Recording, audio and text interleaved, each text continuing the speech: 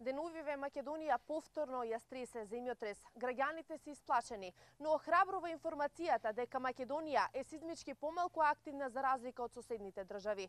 Во Македонија се паметат неколку земјотреси, меѓу кои во 1904 година во Пехчево, 1963 година во Скопје и земјотресот кој минатата година го стресе македонското тло. Хипоцентарот е всушност местото каде што настанува земјотресот, а епицентарот е местото на земјината површина каде што најсилно се чувствува земјотресот. Во Македонија постојат околу 30 епицентрални подрачија. За тоа, кои се тие, ќе дискутираме заедно со мојот денешен соговорник Михаил Гаревски, директорот на ИСИС. Господине Гавревски, најпрвен ви благодарам за издвоеното време и што сте дел од информативниот преглед на телевизија Нова. После земјотресот минатата година, веќе неколку дена, граѓаните се испаничени, односно повторно имавме појава на земјотрес на територијата на Македонија. Да ги запознаеме нашите гледачи од блиско. Од каде дојде до таа појава? И дали вие имате таква информација да кажете кога би имало земјотрес, колкава би била неговата јачина и дали има веројатност да има земјотрес таков како во 1963 година или можеби посилен? Добро, значи како што рековте, граѓаните пред 2 дена почувствува земјотрес во истото епицентрално подрачје како минатата година, тоа одној земјотрес кој што беше со посилен интензитет од 5,3 степени во септември. Значи, на истото во епицентрално подрачје се случи земјотрес со магнитуда негде 2,7 и граѓаните во радиус негде од 7 километра го почувствува, иако тоа е слаб земјотрес, и може да се предпостави дека практично е тоа земјотрес како еден вид автершок од минатогодишниот земјотрес од септември.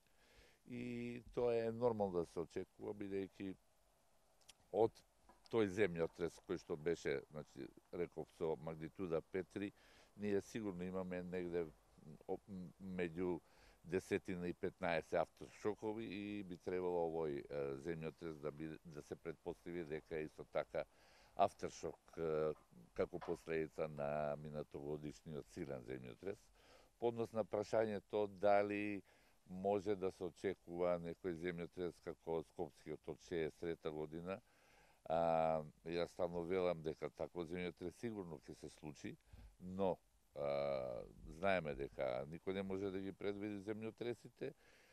Само можам да кажам дека таков земјотрес, како што реков, ќе се случи, но да се случи во некоја блиска еднина, сепак веројатност е доста помала. Зашто? Бидејќи обично овие земјотреси со магнитуда 6,2, 6,3 се случуваат во Скопје негде во повратни периоди од 400 до 500 години. Инаку, по однос на, како сами што рековте, Македонија е целата територија на Република Македонија е сеизмички активен регион. Нормално, најпознати централни подрачја се во Валандовскиот регион, Пехчево-Беровскиот регион, како и нормално Скопското епицентрално подрачје, кое што, како рековте, пред 54 години имаше катастрофален земјотрес. Но, покрај овие региони, познати се и епицентралните подрачја, како што е Дебар, Охрид и Битола. Впрочем, и се имаат, не многу одамна, се имаат почувствувано повеќе земјотреси со магнитуди помеѓу 4 и 5 во тој регион. Македонија е релативно трусно подрачје. Веќе ги набројавте кои се 30-тините епицентрални подрачја во Македонија. Но каде досега се почувствувани најсилните земјотреси и што мислите за изградбите во Македонија? Дали граѓаните треба да бидат сигурни во местото каде што живеат? Па, значи, како што реков, најсилните земјотреси се почувствувани, односно најсилниот е почувствуван во тој Кресненски регион, Кресненскиот расет, во регионот Пехчево-Берово, потоа е по јачина земјотресот што се случи во Валандово и на трето место би рекол доаѓа земјотресот во Скопје од 63 година.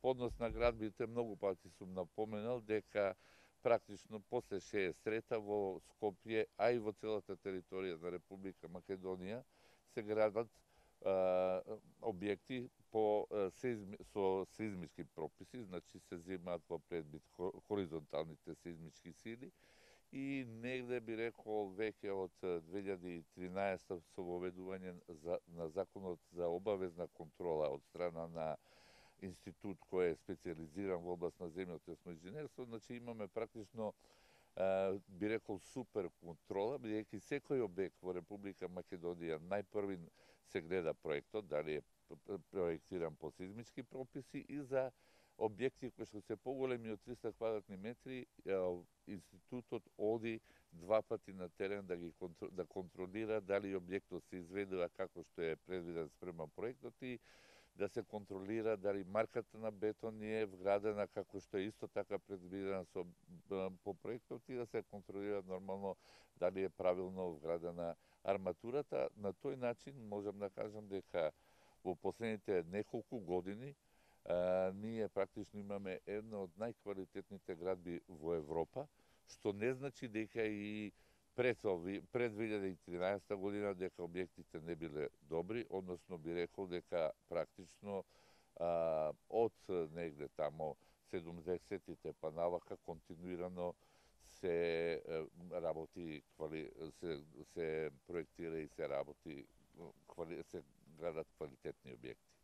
Да ги охрабриме нашите гледачи. Македонија е сизмички активна, но помалку активна за разлика од соседните држави. Но доколку се случи силен земјотрес, што е најбезбедно во тој момент? Дали граѓаните да останат на местата каде што живеат, да не се симнуваат по скали, или пак бидејќи некои од граѓаните живеат на повисоки катови од стабилните згради? Што е најбезбедно во тој момент или грубо кажано, што треба да направат за да си го спасат својот живот? Значи, познато е во светот инструкцијата дека не треба да се, за време на земјотрес не треба да се бега од објектите каде што ќе се најдеме.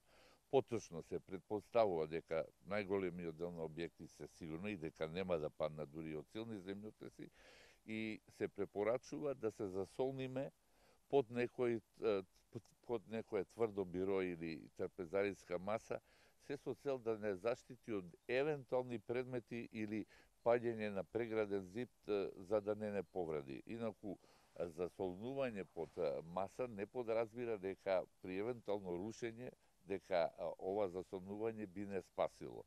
Но, како што кажав на почетокот, се предпоставува и тоа е тачно дека сите овие објекти во Скопје што се градени после 70-та година не би требало да се срушат дури за нешто посилен земјотрес од колку што беше оној од 63-та година. Господине Гавревски, ви благодарам што бевте дел од информативниот преглед на телевизија Нова. Секако ви се заблагодарувам за деталните информации кои што ни ги пренесовте во врска со земјотресот кој што беше почувствуван на територијата на Македонија, секако за советите и препораките кои ги насочите кон нашите гледачи. Тоа беше Михаил Гаревски, директорот на ИСИС, а покрај политичката криза, она што во моментов најмногу их загрижува граѓаните е земјотресот, а телевизија Нова, како и досега, ги обработува најактуелните теми за граѓаните навремено да бидат информирани, односно да ја почувствуваат веста од блиску.